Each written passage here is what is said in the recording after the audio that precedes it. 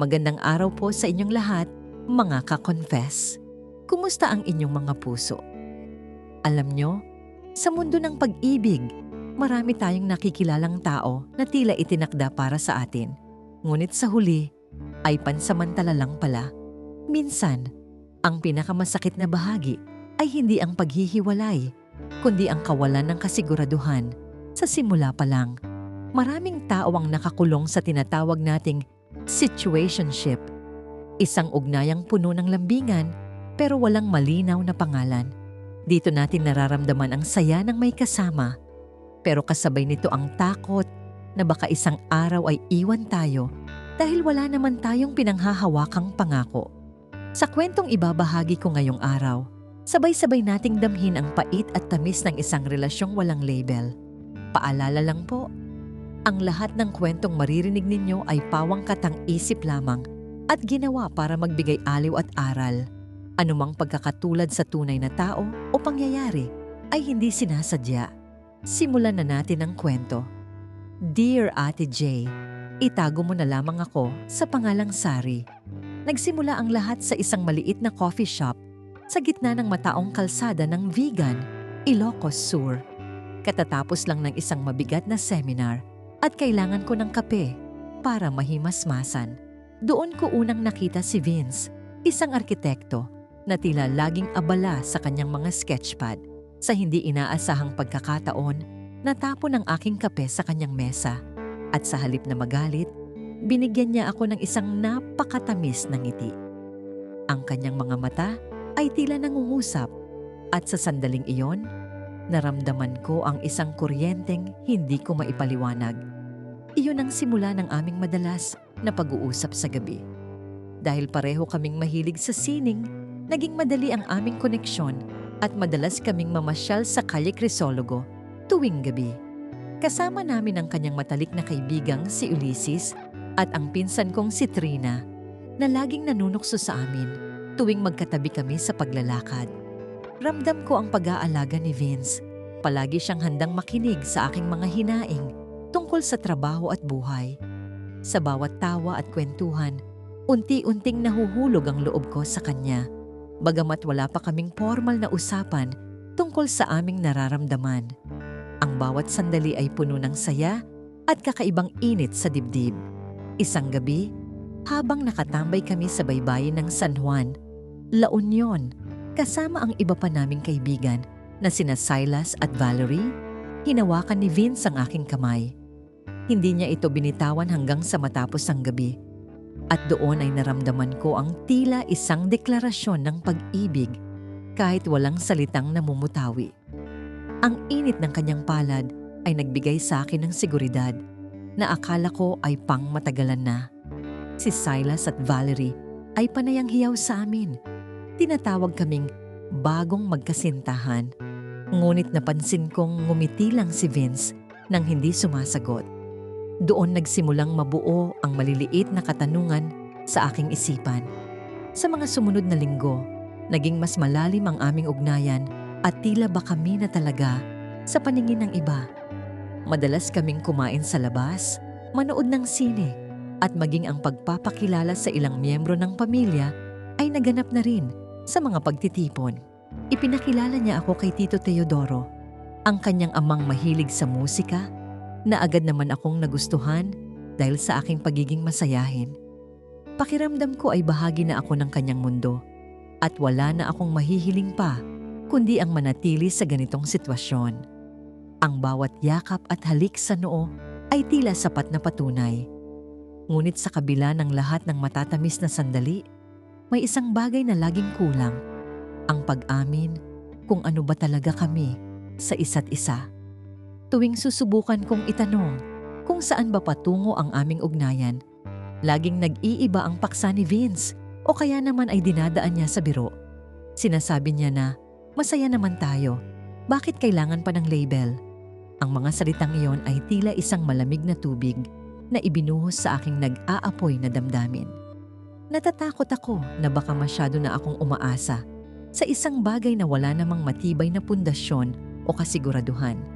Naging rutina na namin ang pagtawag sa isa't isa tuwing gabi bago matulog At ang good morning texts ang laging pambungad sa aking araw. Si Trina ay madalas akong paalalahanan na mag-ingat dahil mahirap daw ang magmahal ng taong hindi kayang manindigan sa nararamdaman. Sinasabi ko sa kanya na baka kailangan lang ni Vince ng oras. Pero sa loob-loob ko ay unti-unti nang kumakabog ang kaba. Paano kung ako lang pala ang nakakaramdam ng ganitong lalim? Paano kung para sa kanya, isa lang akong kaibigang malapit na laging nariyan para sa kanya? Habang lumilipas ang mga buwan, mas lalong tumindi ang aming paglalambingan, ngunit mas dumami rin ang aking mga pagdududa sa aming hinaharap. Minsan ay nahuhuli ko ang sarili kong nakatitig sa kanya habang siya ay natutulog. Iniisip kung hanggang kailan ko kayang panindigan ang ganitong setup. Ang sakit isipin na sa kabila ng lahat ng pag-aalaga, wala akong karapatang magreklamo kung bigla siyang magbago o mawala. Ang relasyong walang pangalan ay tila isang magandang panaginip na anumang oras ay maaari akong magising at maiwang mag-isa sa dilim ng gabi. Sa isang simpleng hapunan sa Baguio, kasama sina Ulysses at Silas, tinanong nila kami kung kailan ang anibersaryo namin para sa isang selebrasyon. Nagkatinginan kami ni Vince at muli, isang matipid na ngiti lang ang isinagot niya bago uminom ng kanyang alak. Ramdam ko ang pagkapahiya at ang bigat sa aking dibdib sa sandaling iyon, tila ba isa akong anino sa buhay niya. Doon ko napagtanto na kahit gaano katamis ang aming pinagsasamahan, mananatili itong bitin hanggat hindi niya binibigkas ang mga salitang magpapatatag sa amin.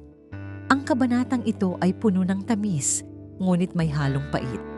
Lumipas ang panahon at ang datay puro tawa at kulitan ay unti-unting napalitan ng mga sandaling puno ng katahimikan at pag-iisip.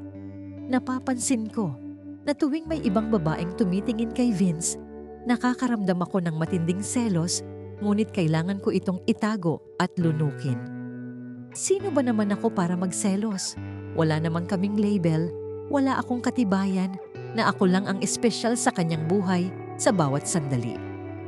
Si Valerie ay laging nagsasabi na dapat ay prangkahin ko na si Vince bago pa ako tuluyang maubos sa kakahintay sa wala. Ang bawat araw ay naging isang pakikipagbuno sa sarili. Isang araw, nakita ko si Vince na may kausap na ibang babae sa isang mall sa Quezon City at tila napakasaya nila sa kanilang kwentuhan. Hindi ko napigilan ang aking sarili at agad akong lumapit, ngunit ipinakilala niya lang ako bilang isang kaibigan sa kanyang kausap na si Stacy. Ang salitang kaibigan ay tila isang patalim na sumaksak sa aking puso. Napakasakit marinig mula sa taong pinaglaanan mo ng lahat. Pag-uwi ko ng bahay, hindi ko mapigilang umiyak at itanong sa sarili kung saan ba ako nagkamali o kulang. Bakit hindi niya ako kayang pangalanan sa harap ng iba? Sinubukan kong makipag-usap sa kanya tungkol sa nangyari. Ngunit ang nakuha ko lang ay isang buntong hininga at ang paborito niyang linyang, huwag nating gawing komplikado ang lahat. Para sa kanya, ang kawalan ng label ay kalayaan. Pero para sa akin, ito ay isang kulungang puno ng pasakit at kawalan ng katiyakan. Si Ulysses ay minsan akong kinausap ng masinsinan at sinabing hindi raw talaga handa si Vince sa anumang seryosong commitment dahil sa nakaraan nito. Pero bakit niya ako hinayaang pumasok sa buhay niya kung alam niyang hindi niya kayang ibigay ang kailangan kong seguridad? Nagsimula akong lumayo ng kaunti.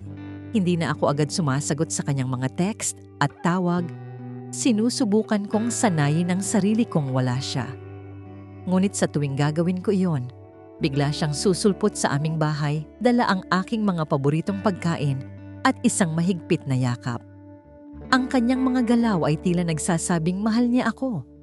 Pero ang kanyang mga salita ay nananatiling mailap at walang katiyakan sa atin.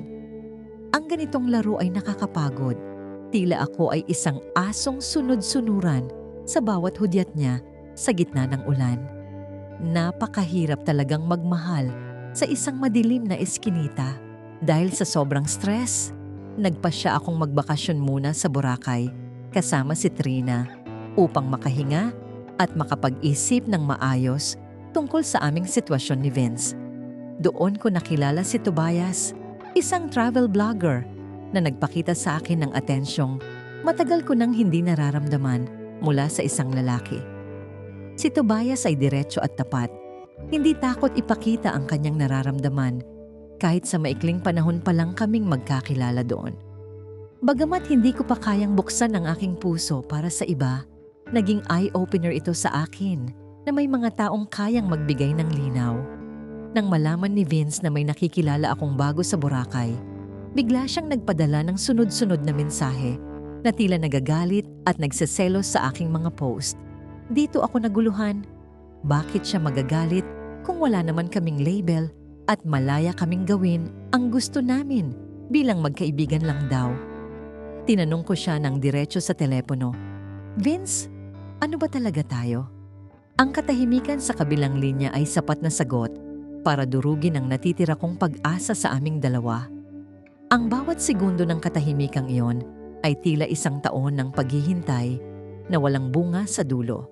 Pagbalik ko sa Maynila, nagkita kami sa aming paboritong parke para pag-usapan ng lahat. Ngunit muli ay naging mailap ang kanyang mga sagot sa aking tanong. Kasama namin sina Silas at Valerie na tila nararamdaman din ang tensyon sa pagitan naming dalawa sa ilalim ng mga puno ng nara. Sinasabi ni Vince na mahal niya ako, pero hindi niya raw kayang magbigay ng pangako dahil sa takot na baka masaktan lang namin ang isa't isa. Ang katwirang ito ay napakababaw para sa akin, lalo na't ako na ang nasasaktan sa bawat araw na lumilipas na walang kasiguraduhan. Unti-unti nang naglalaho ang ningning sa aking mga mata tuwing tinitingnan ko siya, at ang tamis ng aming mga alaala ay napapalitan na ng kapaitan. Alam ko sa sarili ko na hindi ko kayang tumagal sa ganitong setup, pero ang takot na mawala siya ng tuluyan ay nangingibabaw pa rin. Masakit isipin na kailangan kong mamili sa pagitan ng aking kaligayahan at ng taong mahal ko, pero hindi ako kayang panindigan.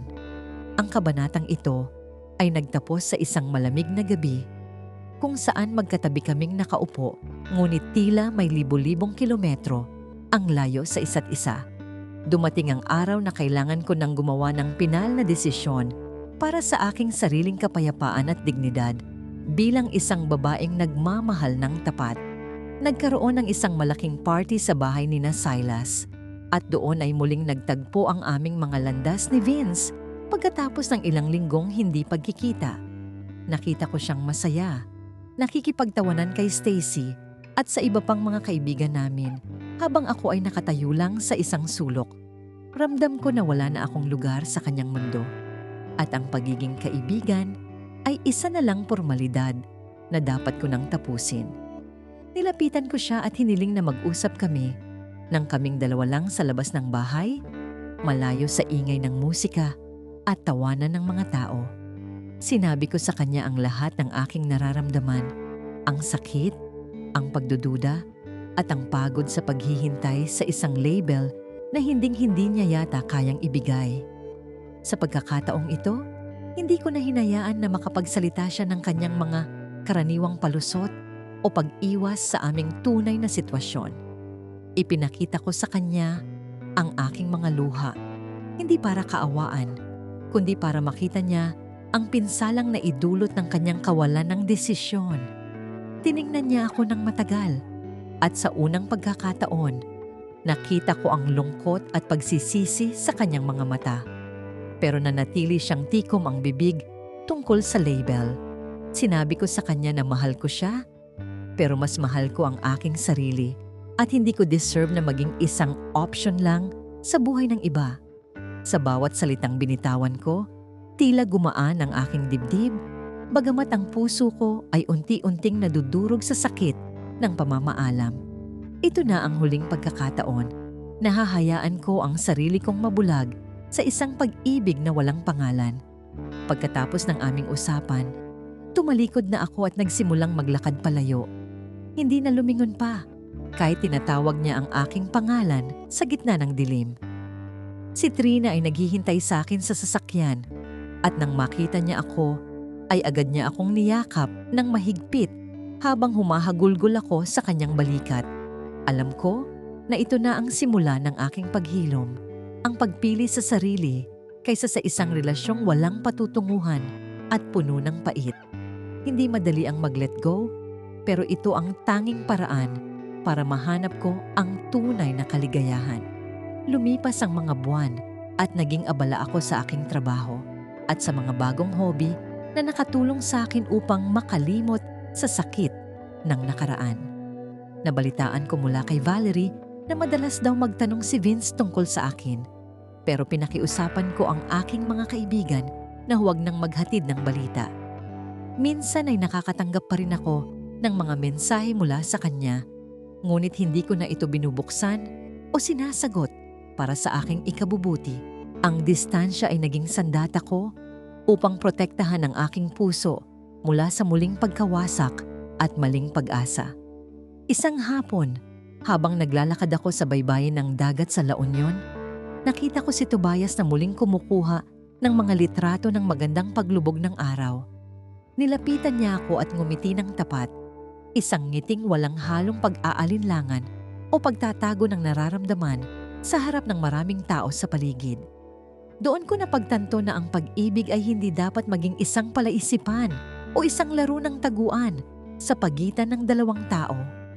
Ang tunay na pag-ibig ay may lakas ng loob na pangalanan ang nararamdaman at manindigan para sa taong mahalaga sa iyo. Nagkaroon ako ng kapayapaan sa aking puso nang mapagtanto ko na ang relasyong walang pangalan ay isang aral na nagpatatag sa aking pagkatao at pananaw sa buhay. Natutunan ko na hindi sapat ang kilig at lambingan kung wala itong kasamang commitment at malinaw na plano para sa hinaharap nating dalawa bilang magkapareha. Ang bawat luhang pumatak ay nagsilbing dilig sa aking bagong pag-asa na balang araw may darating na lalaking ipagmamalaki ako sa buong mundo. Ngayon, mas handa na akong magmahal muli.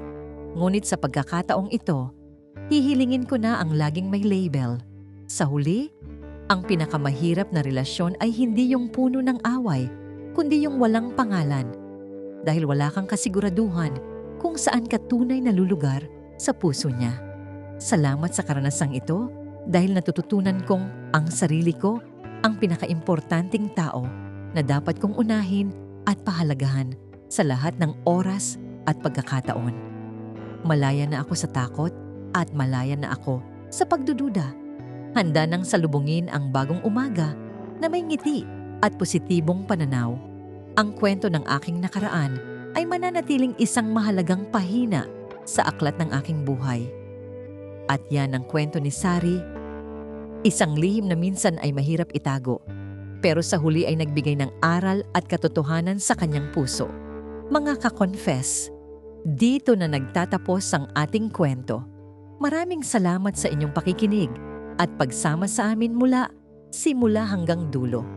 Sana ay may napulot kayong aral, inspirasyon, o kahit konting saya sa ating ibinahaging kwento ngayon. Kung nagustuhan ninyo ang kwentong ito, huwag kalimutang i-like, i-share, at higit sa lahat ay mag-subscribe dito sa aming YouTube channel na Tagalog Wild Confession para sa mas marami pang kwentong kapanapanabik, nakakakilig at minsan ay nakakagulat. At huwag din kalimutang i-follow ang aming Facebook page na Tagalog Wild Confession para lagi kayong updated sa mga bagong uploads at kwentuhan. Hanggang sa susunod nating kwentong Tagalog Wild Confession. Ingat kayo palagi, mga ka-confess.